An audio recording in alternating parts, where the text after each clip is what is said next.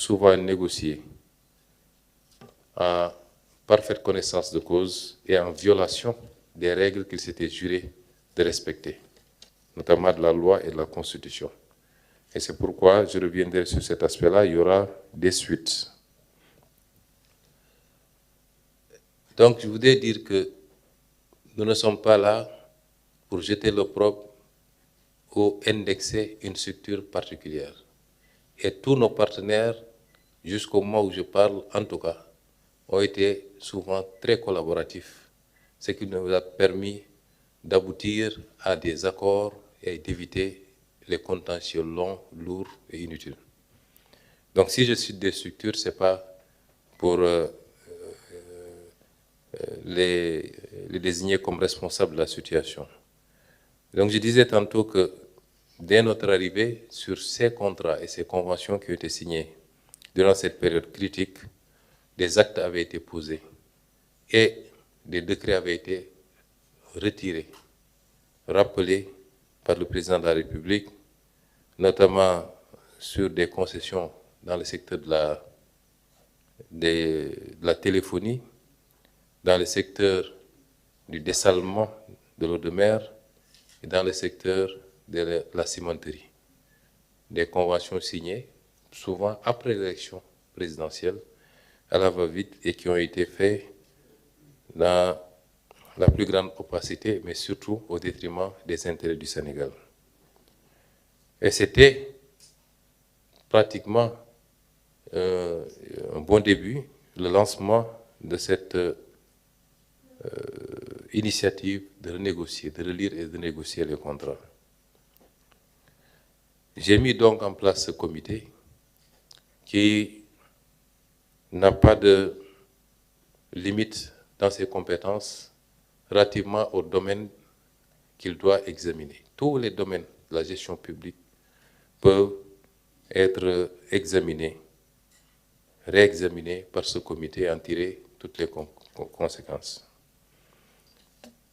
Ce comité a travaillé sur beaucoup de thématiques et comme je l'ai dit, on va revenir sur ces thématiques.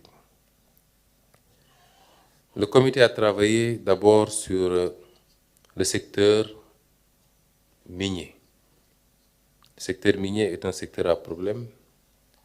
C'est un secteur où il y a eu beaucoup de choses qui sont passées, comme on le sait. Et le comité a prioritairement travaillé sur ce secteur et a examiné les contrats et les conventions signés avec un certain nombre de structures. La première d'entre elles, c'est les industries chimiques du Sénégal, les ICS. Le comité a travaillé à examiner cette convention et parallèlement, il y a eu une mission d'inspection de l'inspection générale d'État qui a abouti quasiment aux mêmes conclusions que celles du comité. À la différence que le comité a travaillé à identifier les manquements, à les chiffrer particulièrement avant de proposer des axes de renégociation. Les constats qui ont été établis, c'est que durant tout le temps de ce contrat, le Sénégal a été lésé gravement et le manque à gagner a été chiffré à 1075,9 milliards.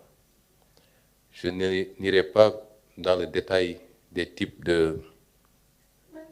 d'infractions ou de manquements constatés, mais entre autres, nous pouvons relever le non-paiement des taxes et redevances, pourtant dues,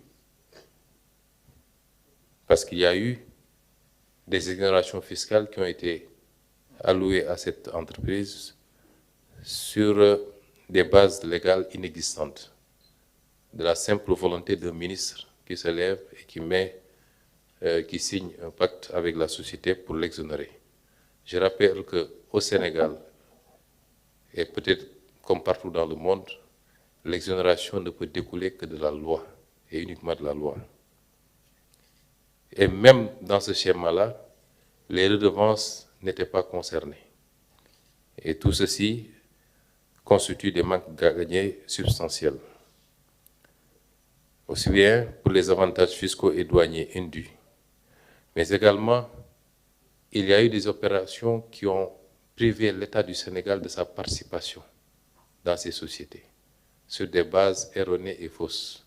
Peut-être que de manière beaucoup plus ponctuelle, nous aurons le temps, les ministères sectoriellement auront le temps de revenir sur ces questions de manière détaillée, mais l'État du Sénégal était actionnaire, est passé presque d'actionnaire unique, en tout cas principal, à être totalement expulsé de l'actionnariat pour revenir se faire réattribuer une participation de 15%.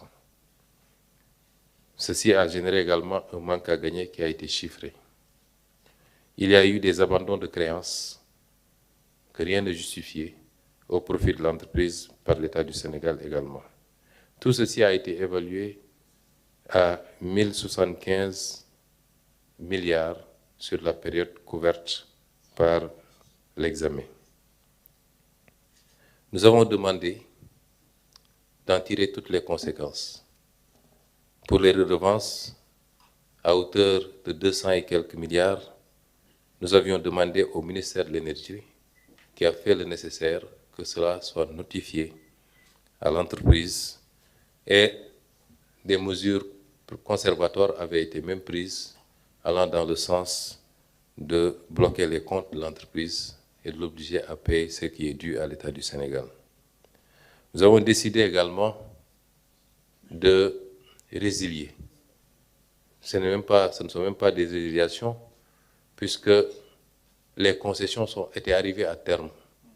Et j'avais demandé à M. le ministre de notifier aux ICS notre décision de ne pas renouveler aussi bien les concessions minières, les 3 concessions minières, que la convention d'établissement pour l'industrie. Ce que nous voulons désormais dans ce secteur, c'est de reprendre l'ensemble des actifs, de définir par nous-mêmes ce que nous voulons de nos phosphates, et c'est déjà fait. Nos phosphates doivent servir d'abord au Sénégal et aux Sénégalais, à son agriculture, mais également dans des projections beaucoup plus ambitieuses à tous les usages possibles, notamment pouvant aller jusqu'à la production de batteries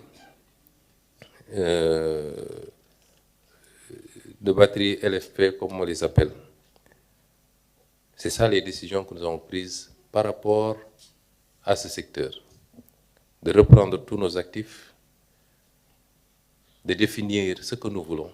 Pour la production d'engrais, il est clair que les options, c'est d'aller vers des engrais sur mesure, d'abord pour notre consommation nationale, puisque nous ne fournissons pas suffisamment d'engrais, en tout cas ni en quantité ni en qualité pour notre agriculture, mais également en visant le marché sous-régional. Notre ambition, c'est de devenir le premier sur le marché sous-régional qui exporte plus de 3 millions de tonnes d'engrais par an.